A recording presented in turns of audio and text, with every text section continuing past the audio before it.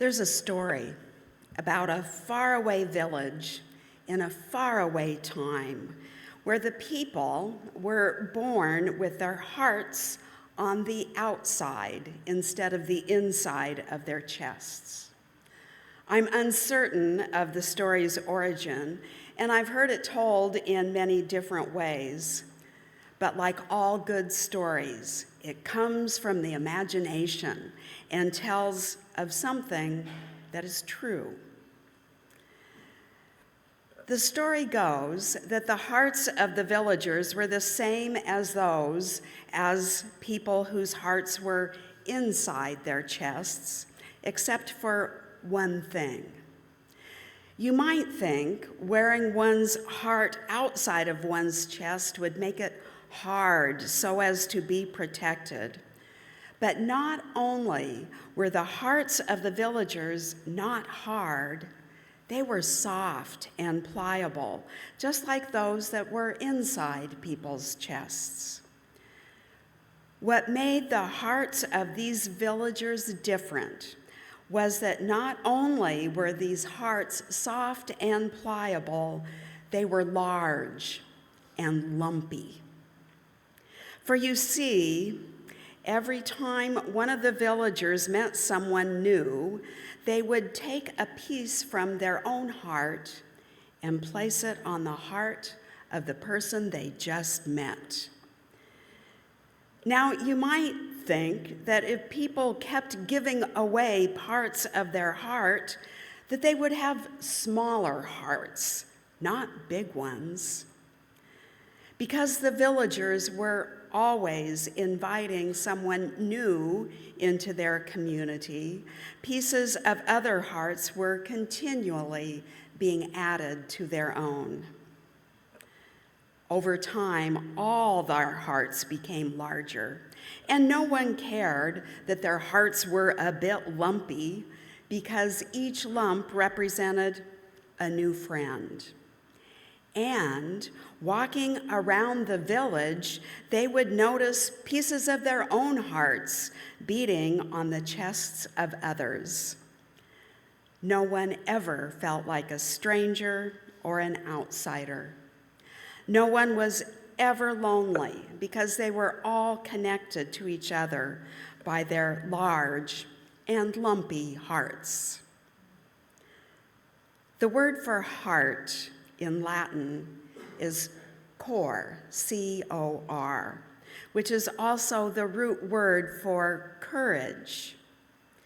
Not only were these villagers generous in sharing parts of themselves with others, they were courageous.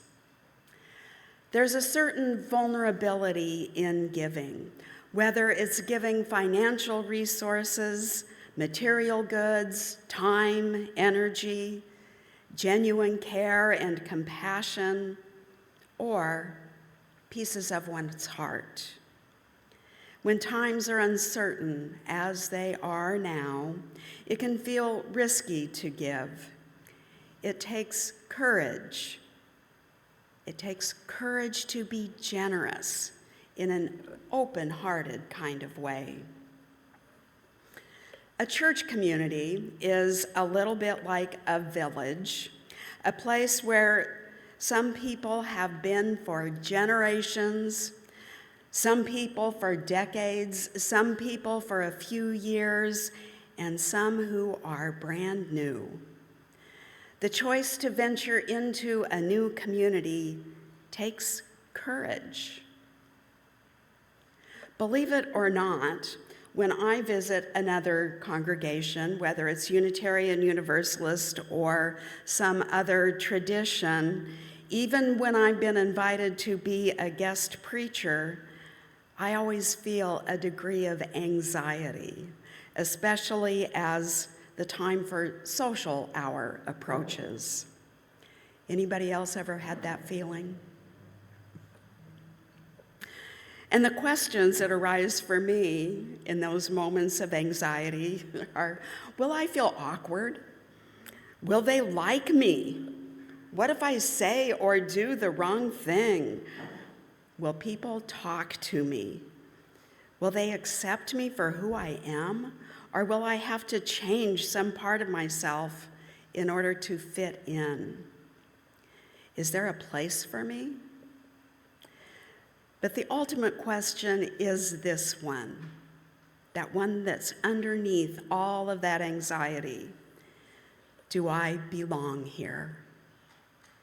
If I, as a person whose professional life revolves around all things church and religious community, feels these things, imagine what it's like for someone who is just looking for a place to belong.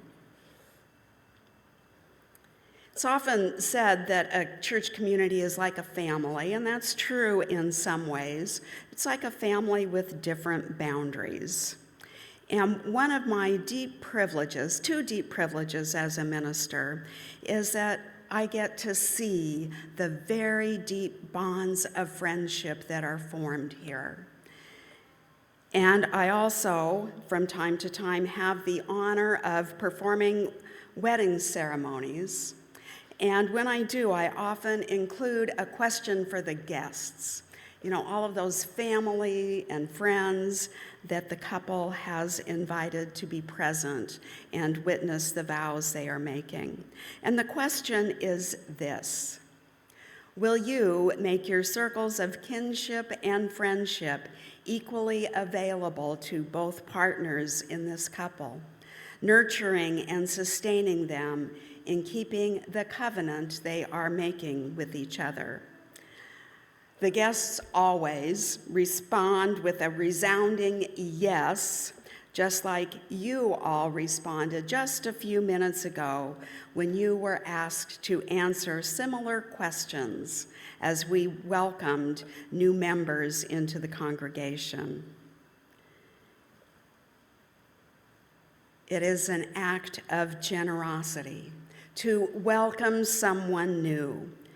To welcome someone new into a friendship circle or a kinship circle. As I said, it is such an honor to see those friendships form. And my challenge to you is to keep those circles of friendship open, which is also an act of courage, because there is a certain vulnerability in sharing parts of ourselves in an open-hearted way. It means being open to the unknown and being open to change, which can feel risky. Courage doesn't mean being without fear or discomfort. It is the willingness to act in spite of it. Generosity is a heart word, a word of courage. So I have a challenge to place before the existing members of this congregation on this new member Sunday, and it is this: if there is something you love doing here at church, invite a new member to join you in doing that thing that you love. For the heart of belonging is an open invitation to circles of friendship that already exist. And to our newest members, I say, welcome. Welcome, welcome, welcome. Because as the author Anais Nin writes, each friend represents a world in us.